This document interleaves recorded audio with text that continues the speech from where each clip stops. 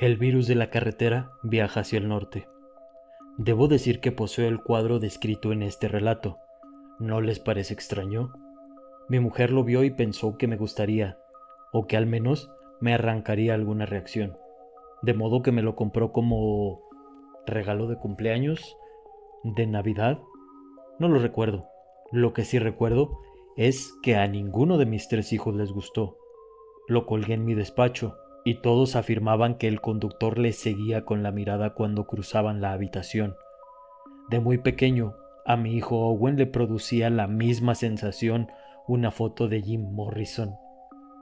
Me gustan las historias de cuadros que cambian, de modo que por fin escribí este relato sobre mi cuadro. La única otra vez que recuerdo haberme sentido inspirado para escribir un relato basado en un cuadro real fue con La casa de Maple Street, basado en un dibujo en blanco y negro de Chris Van Halsburg. Dicho relato aparece en Pesadillas y Alucinaciones. También escribí una novela sobre un cuadro que cambia. Se titula El retrato de Ross Mader y probablemente es mi novela más leída, aunque no se ha hecho una película de ella. En esa historia, el virus de la carretera se llama Norman. Así es como Stephen King nos pone al tanto y nos empieza a introducir en la historia del relato de esta ocasión. Espero de verdad que hayan tenido un excelente mes de octubre, un terrorífico Halloween y también que el 2 de noviembre hayan celebrado a las personas que ya no se encuentran en este plano terrenal y también que hayan tenido la resignación para aquellos que han perdido a seres queridos muy recientemente. Bueno, pues también espero que les haya gustado este mes de octubre. Cambiamos la dinámica bastante. Lo hice por mera diversión, por puro gusto, porque tenía muchas ganas de interactuar con estas personas. Incluso no estoy seguro si para cuando salga este episodio ya salió otro que es una videoconferencia con Juan, el escritor del libro El coleccionista de piel, en el cual les he comentado en pequeños videos. Formé parte del grupo de lectores beta y me gustó bastante este libro. También les iré avisando, les iré poniendo al tanto de cómo va la producción, la impresión y la distribución de esta novela, que espero también se den la oportunidad de leer, de compartir y de disfrutar. Bien, entonces, terminado el mes de octubre, el mes del terror, vamos a retomar la temática acostumbrada de este canal. Vamos a seguir con este libro titulado Todo es eventual, en el cual vienen 14 relatos oscuros.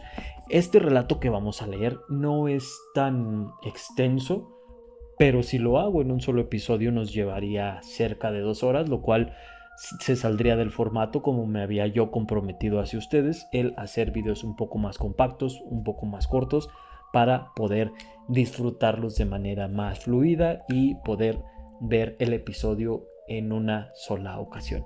Entonces, sin más por el momento, sean bienvenidos a este su lugar no tan seguro llamado el Rincón de las Pesadillas y vamos a sumergirnos en este relato. Solo antes de comenzar, permítanme recordarles echar un vistazo a sus espaldas, pues las pesadillas se esconden en cualquier rincón. Iniciemos.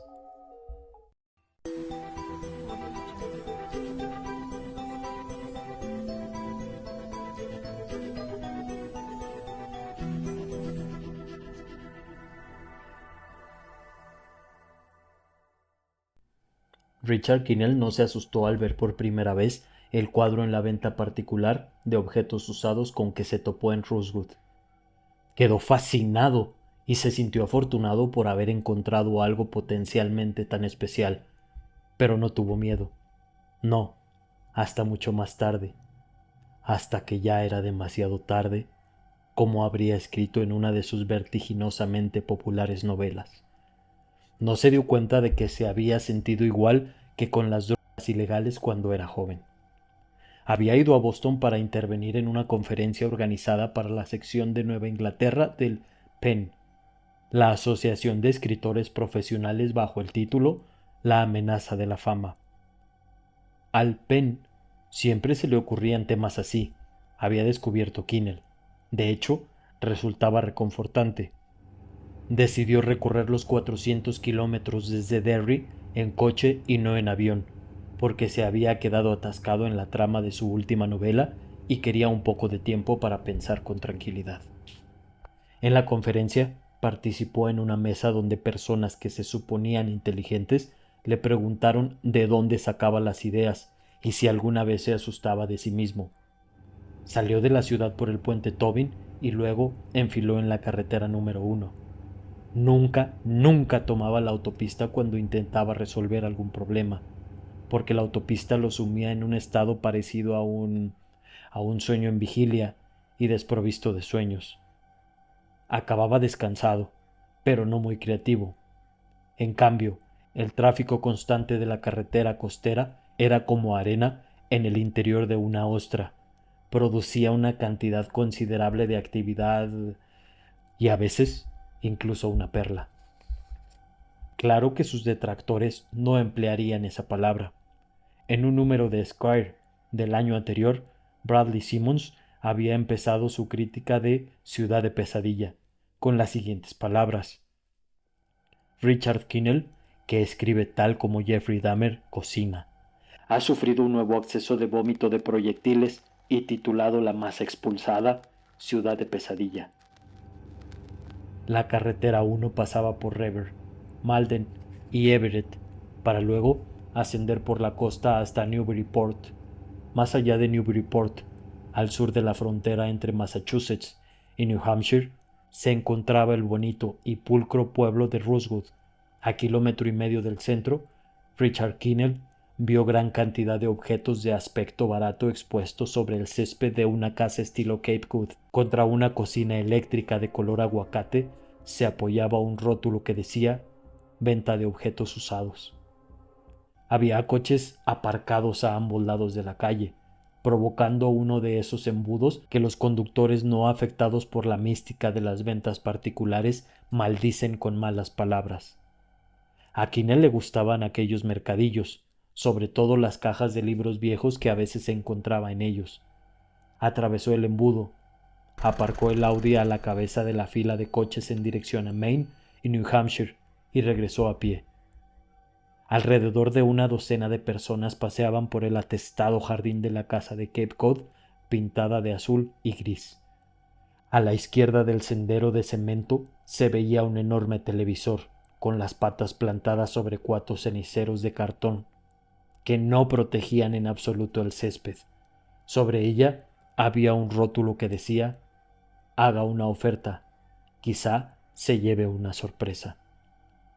Un cable eléctrico, alargado por una extensión, surgía de la parte posterior del televisor y entraba por la puerta principal abierta. Ante ella había una mujer gorda, sentada en una silla de jardín y resguardada del sol por una sombrilla con la palabra «Sinsano» impresa en los coloridos faldones. Junto a ella, una mesa de cartas con una caja de puros, una pila de papel y otro rótulo escrito a mano. Todas las ventas en efectivo y definitivas. El televisor estaba encendido y sintonizado en un culebrón de tarde, donde dos jóvenes muy bien parecidos parecían a punto de enzarzarse en un acto de sexo extremadamente inseguro. La mujer gorda miró un momento a Kinnell y volvió a concentrarse en la pantalla. Permaneció en esa posición unos instantes y luego lo miró de nuevo a él, esta vez con la boca entreabierta. «Ajá», se dijo Kinnell mientras buscaba con la mirada la caja de licor llena de libros de bolsillo que sin duda estaba por alguna parte. Un afán. No vio libros de bolsillo por ningún lado, pero sí el cuadro que estaba apoyado contra una tabla de planchar e inmovilizado por 2 cestas de plástico para la colada. Kinnell se quedó sin aliento. Quería ese cuadro.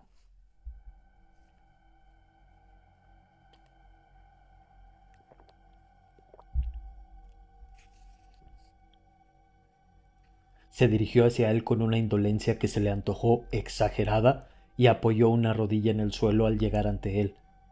Era una acuarela ejecutada con excelente técnica. A Quinel le importaba un comino ese detalle. La técnica le traía sin cuidado, hecho que sus detractores no vacilaban en señalar. Lo que le interesaba en la obra de arte era el contenido, y cuanto más inquietante, mejor, cualidad que no le faltaba a aquel cuadro. Se arrodilló entre las dos cestas, repletas de pequeños electrodomésticos, y deslizó los dedos por el cristal que protegía la pintura. Miró a su alrededor en busca de otros parecidos, pero no vio ninguno, solo la habitual colección de muñecas, manos entrelazadas en oración y perros jugando cartas. Volvió a concentrarse en el acuarela enmarcada y mentalmente ya estaba desplazando la maleta del asiento trasero del Audi para que el cuadro cupiera sin estrecheces en el maletero. Mostraba a un joven sentado al volante de un coche muy potente, un Gran Am, tal vez un GTX, un modelo con techo targa. En cualquier caso, atravesando el puente Tobin a la puesta del sol. El techo targa estaba desmontado, convirtiendo el coche negro en un aspirante de descapotable. El joven tenía el brazo izquierdo apoyado sobre la portezuela y la muñeca derecha echada con indiferencia sobre el volante. A su espalda, el cielo era una masa de color morado con trazos amarillos, grises y rosados.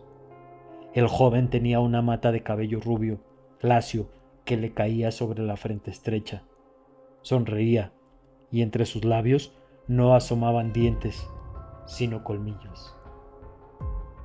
O puede que los lleve afilados, pensó Quinel. Puede que represente un caníbal. Esa idea le gustó. Le gustaba la idea de un caníbal cruzando el puente Tobin a la puesta del sol, en un Gran Am. Sabía lo que habría pensado casi todo el público en la mesa redonda del Penn. Claro, un cuadro genial para Richard Quinel. Probablemente lo quiere para inspirarse. Una pluma para hacerle cosquillas en la garganta oxidada y así provocar otro ataque de vómito de proyectiles. Pero casi todas aquellas personas eran ignorantes, al menos en lo que a su trabajo se refería, y además tenían en alta estima su ignorancia.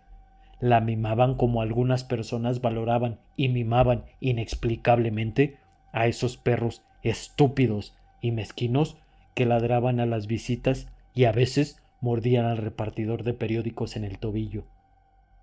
No le atraía el cuadro porque escribía novelas de terror, sino que escribía novelas de terror porque le atraían cosas como aquel cuadro. Sus admiradores le enviaban cosas, en su mayoría fotos, y él las tiraba casi todas, pero no porque fueran malas, sino porque eran tediosas y previsibles. Una fan de Omaha le había enviado una pequeña escultura de cerámica que representaba una cabeza de mono gritando con expresión horrorizada, asomado a la puerta de una nevera, y esa sí la guardó. Era tosca, pero mostraba una yuxtaposición inesperada que le tocó la fibra. El cuadro que tenía delante poseía la misma calidad, pero mejor aún, mucho mejor. Mientras alargaba la mano hacia él, deseoso de hacerse con la pintura de inmediato, ponérsela debajo del brazo y declarar sus intenciones, una voz habló a su espalda. ¿No es usted Richard Quinel? Quinel dio un respingo y se volvió. La mujer gorda estaba justo detrás de él, obstaculizando la mayor parte del paisaje. Se había repasado los labios antes de acercarse, de modo que su boca se había convertido en una sonrisa ensangrentada. Sí, asintió devolviéndole la sonrisa. La mujer bajó la mirada hacia el cuadro. Debería haber sabido que se fijaría enseguida en esto, comentó con expresión bobalicona. Es tan propio de usted. Sí, ¿verdad? Corroboró él, con su mejor sonrisa de celebridad. ¿Cuánto quiere por él? $45, repuso la mujer. Voy a serle sincera. Empecé pidiendo 70, pero a nadie le gusta, así que lo he rebajado. Si vuelve mañana, probablemente se lo dejaré por 30. La expresión bobalicona había adquirido proporciones aterradoras. Quinel advirtió mendrugos grisáceos de la saliva reseca en las comisuras de la boca abierta. Prefiero no arriesgarme, señaló. Le extenderé un cheque ahora mismo. La sonrisa bobalicona se ensanchó aún más, confiriendo a la mujer el aspecto grotesco de los personajes de John Waters, haciendo Shirley Temple. La verdad es que no acepto talones, pero bueno, accedió con el tono de un adolescente que por fin hubiera consentido en acostarse con su novio. Y ya que saca la pluma, ¿le importaría firmarme un autógrafo para mi hija? Se llama Robin. Qué nombre tan bonito, comentó Kinnell de forma automática. Tomó el cuadro y siguió a la mujer gorda hasta la mesa. En el televisor, los lujuriosos jóvenes habían dado paso por un rato a una anciana que engullía copos de trigo integral. Robin lee todos sus libros, aseguró la mujer gorda. ¿Se puede saber de dónde saca todas esas ideas tan raras? No sé, contestó Kinnell con una sonrisa aún más radiante. Se me ocurren sin más. ¿No le parece increíble? La encargada de la venta se llamaba Judy Dement y vivía en la casa contigua. Cuando Kinnell le preguntó si sabía quién era el artista, la mujer dijo que sí, que era Bobby Hastings, que Bobby era la razón por la que estaban vendiendo las cosas de los Hastings. Es el único cuadro que no se quemó, explicó. Pobre Iris, a ella sí que la compadezco. No creo que a George le importara demasiado, y me consta que no entiende por qué Iris quiere vender la casa. En el centro de su rostro grande y sudoroso compuso una mirada con expresión de ya me entiende. Luego tomó el cheque de Kinnell. Acababa de arrancar el talonario y le alargó el cuaderno donde había anotado todos los artículos que había vendido y los precios que había cobrado por ellos. ¿Puede dedicárselo a Robin? Porfa, porfa, porfa, canturreó la mujer. La sonrisa bobalicona reapareció como un conocido al que desearías ver muerto. Vale, accedió Kinnell antes de escribir su dedicatoria estándar. A decir verdad, después de 25 años escribiendo autógrafos, ya no necesitaba mirar lo que escribía ni pensar en ello siquiera. Hábleme del cuadro de los Hastings. Judy Dement entrelazó las rollizas manos con el ademán de una mujer a punto de narrar su historia predilecta. Bobby solo tenía 23 años cuando se suicidó la primavera pasada. ¿Se lo imagina? Era el clásico genio atormentado, ya sabe, pero aún vivía con sus padres, explicó con un bufido, como si preguntara a Kinnell si podía concebir semejante barbaridad. Debía de tener 70 u 80 cuadros además de todos los cuadernos. Los guardaba en el sótano. Señaló con la barbilla la casa estilo Cape Cod, y luego miró el cuadro del diabólico joven cruzando el puente Tobin al atardecer. Iris, o sea, la madre de Bobby, decía que casi todos eran horribles, mucho peores que ese. En aquel momento, Judy Dement bajó la voz mientras miraba a una mujer que examinaba la dispar cubertería de los Hastings y la colección considerable de viejos vasos de McDonald's conmemorativos de la película Cariño, he encogido a los niños. Casi todos ellos tenían motivos sexuales. Oh, no.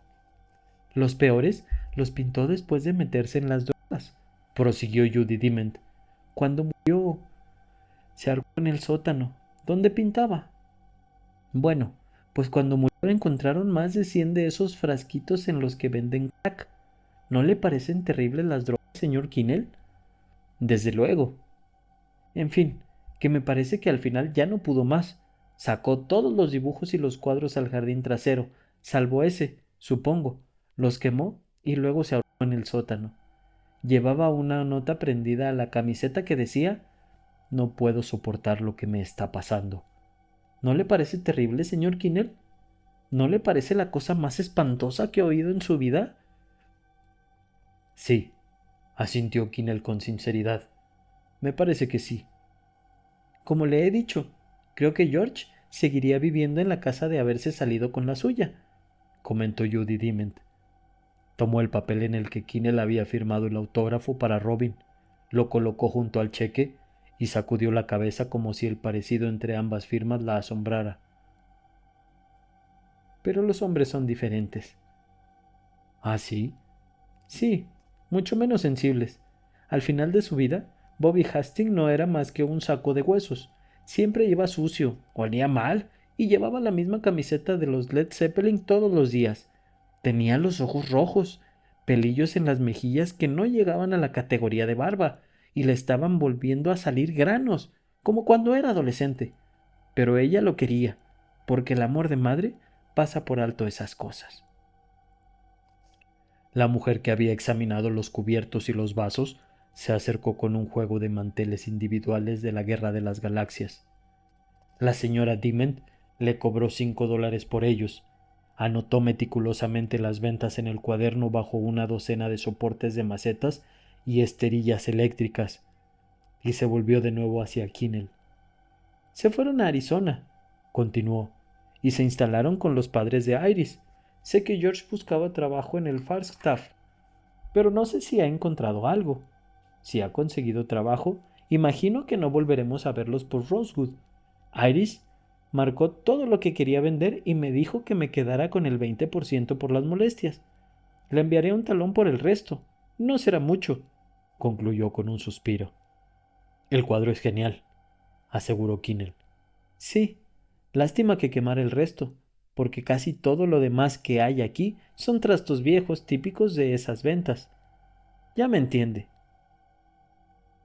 Kinnell había dado la vuelta al cuadro. En el dorso había pegada una tira de Daimo. Un título, creo. ¿Qué dice? Kinnell asió el cuadro por los bordes y lo sostuvo en alto para que la mujer pudiera leerlo. De ese modo tenía la pintura a la altura ante los ojos, así que aprovechó para examinarla detenidamente, fascinado de nuevo por la ingenuidad y el misterio del tema. Chaval al volante de un coche potente, chaval con una sonrisa astuta y desagradable que dejaba al descubierto las puntas afiladas de unos dientes aún más desagradables. Encaja, pensó. Es el título más apropiado que he visto jamás para un cuadro. El virus de la carretera viaja hacia el norte, leyó la mujer. No me fijé cuando mis chicos sacaron los trastos. ¿Cree que ese es el título? Tiene que serlo, afirmó Kinnell, incapaz de apartar la mirada de la sonrisa del muchacho rubio. Sé algo, decía aquella sonrisa, sé algo que tú nunca sabrás. Bueno, es evidente que la persona que lo pintó iba drogada, comentó la mujer sinceramente trastornada en opinión de Kinnell.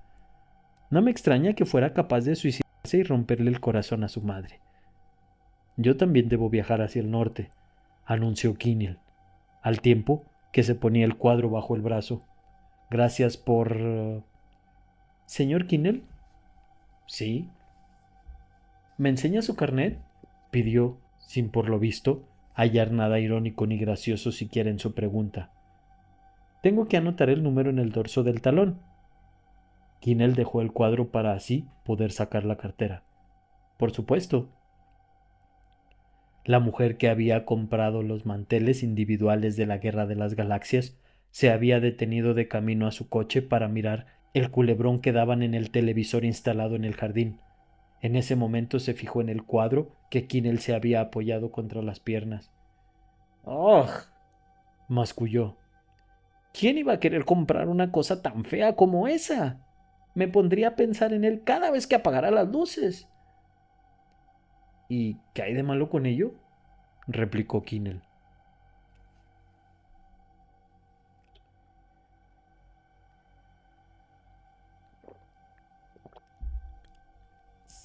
Hacer una pequeña pausa para agradecer a todas las personas que se han mantenido en contacto, a las personas que han estado interactuando a lo largo del inicio de este proyecto. Muchísimas gracias también a las personas que se han estado suscribiendo a este canal, que han estado disfrutando del contenido, y también a las personas que me han hecho sugerencias respecto a todo esto que estamos haciendo. Les recuerdo Esto es por y para ustedes, que si bien es un gran deleite para mí leer estos libros, lo es más el compartirlos con ustedes.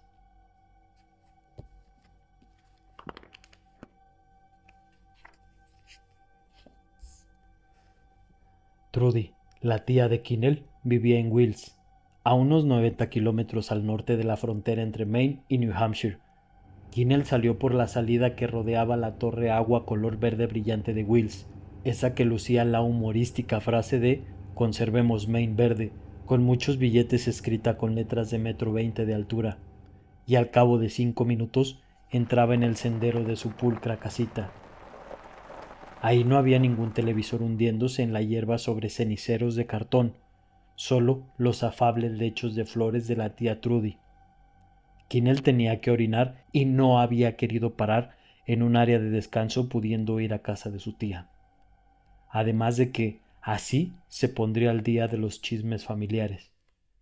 Tía Trudy era una autoridad en el tema, la reina del chismorreo, y por supuesto también quería mostrarle su nueva adquisición. Tía Trudy salió a su encuentro, lo abrazó y le llenó el rostro con sus proverbiales besitos de pájaro, que siempre lo hacían estremecer de pequeño. ¿Quieres ver una cosa? Se te van a caer las bragas cuando las veas, aseguró Kinnell. ¡Qué imagen tan cautivadora!, espetó tía Trudy con los brazos cruzados. Kinnell abrió el maletero y sacó el cuadro. La tía Trudy quedó afectada, desde luego, pero no como él había esperado. Se puso blanca como el papel.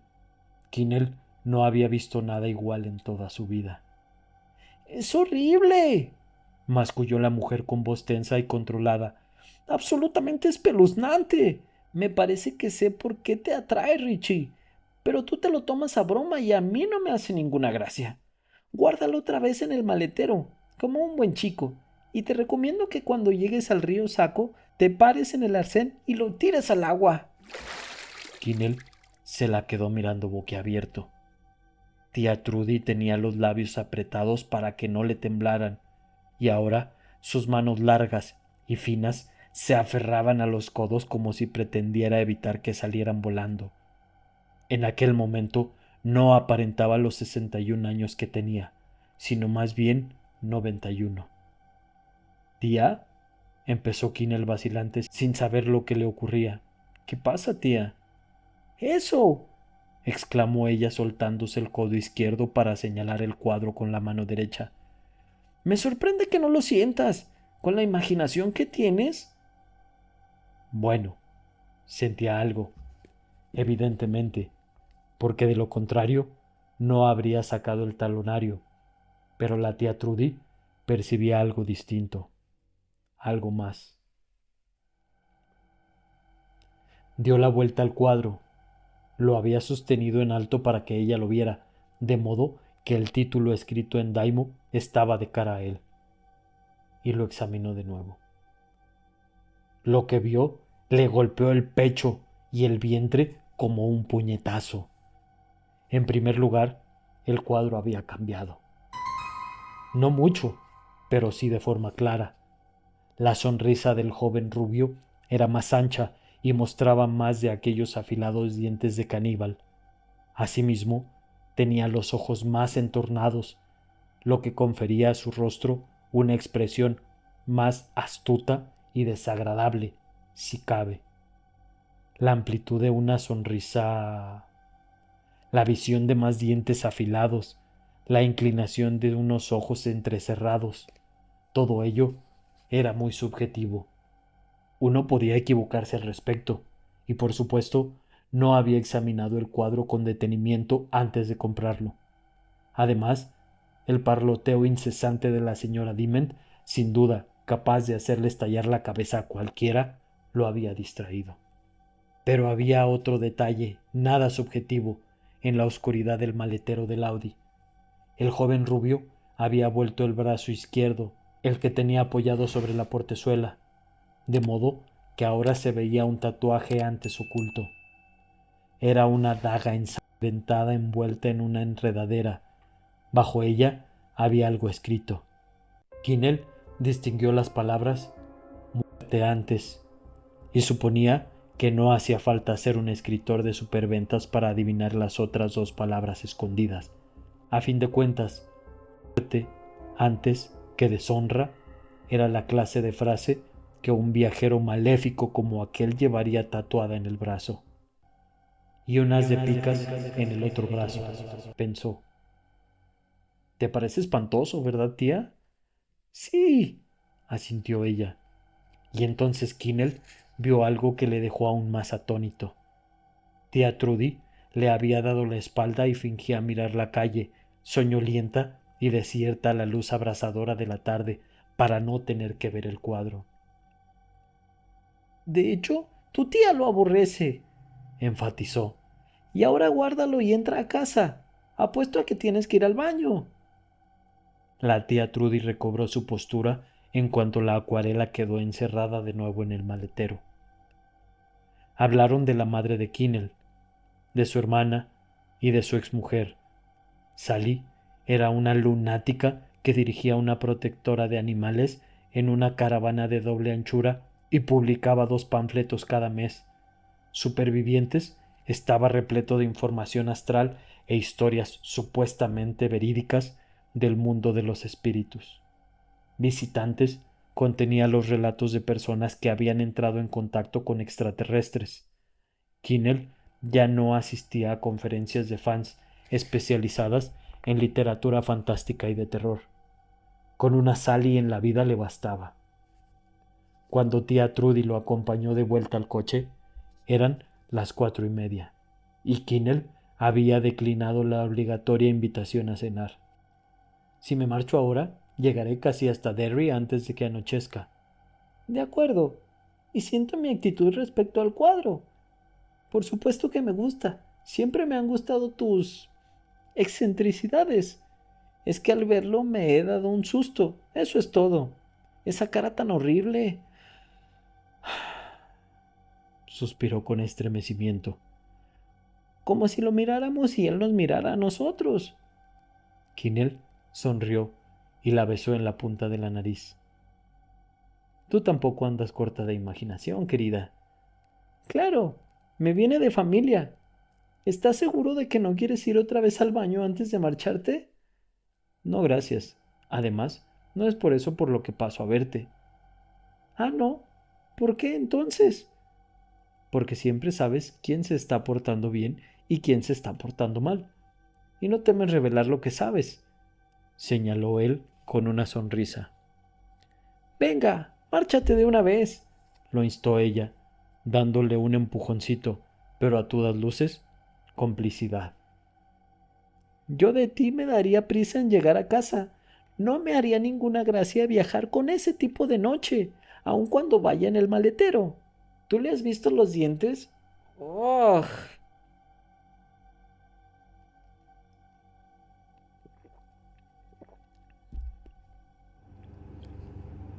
Kinnell decidió cambiar paisaje por velocidad, de modo que tomó la autopista, y al llegar al área de servicio de Gray, decidió echar otro vistazo al cuadro.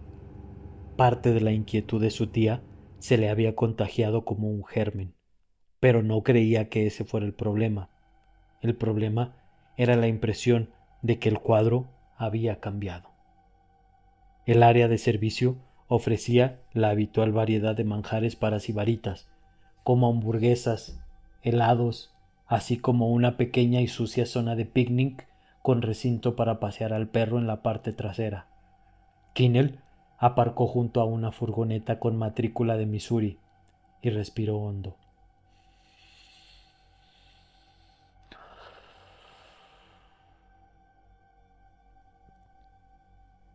Había ido a Boston en coche para deshacer algunos nudos en la trama de su nuevo libro, lo cual resultaba irónico. Había pasado el trayecto de día intentando decidir lo que diría en la mesa redonda si le formulaban preguntas capciosas.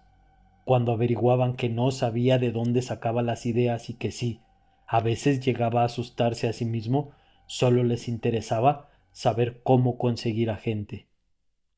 Y ahora, en el trayecto de regreso, solo podía pensar en el maldito cuadro. ¿De verdad había cambiado? En tal caso, si el brazo del joven rubio se había girado lo suficiente para que él, Kinnell, alcanzara a leer parte de un tatuaje antes oculto, entonces podría escribir una columna para una de las revistas de Sally. ¡Qué coño! Una serie de 4 capítulos. Si por otra parte no había cambiado, entonces... ¿Qué? ¿Sufría de alucinaciones? ¿Se estaba desmoronando por momentos? Chorradas. Su vida estaba en orden y se sentía bien. Al menos se había sentido bien hasta que la fascinación que le producía el cuadro había empezado a trocarse en otra cosa, algo más tenebroso. ¿Qué cojones? Seguro que lo has visto mal por primera vez, exclamó en voz alta al bajar del coche. Tal vez, tal vez. No sería la primera vez que su mente le jugaba una mala pasada. Eso también formaba parte de su trabajo. A veces su imaginación se descontrola un poco. Terminó Kinnell la idea en voz alta. Abrió el maletero, sacó el cuadro, lo miró y fue durante esos 10 segundos, durante los que lo contempló sin acordarse de respirar, que empezó a tenerle verdadero miedo. Un miedo como el que sientes cuando ves un insecto que sin duda te picará si lo provocas. El conductor rubio sonreía, ahora como un loco. Le sonreía a él. Kinnell estaba seguro de ello, y los dientes afilados de Caníbal se veían hasta las encías. En sus ojos se pintaba una expresión furiosa y risueña a la vez. Además, el puente Tobin había desaparecido, al igual que la silueta de los rascacielos de Boston y la puesta de sol. En el cuadro reinaba una oscuridad casi total. El coche y su enloquecido ocupante estaban bañados por una única farola que proyectaba un fulgor mortecino sobre la calle y los cromados del vehículo. Kinnell tenía la impresión de que el coche, estaba casi seguro de que era en Granham, se encontraba a las afueras de un pueblo en la carretera 1, y estaba convencido de saber de qué pueblo se trataba, porque él mismo había pasado por ahí pocas horas antes. Rosewood, murmuró. Es Rosewood, estoy seguro. El virus de la carretera viajaba hacia el norte, sí señor, a lo largo de la carretera 1 como él mismo.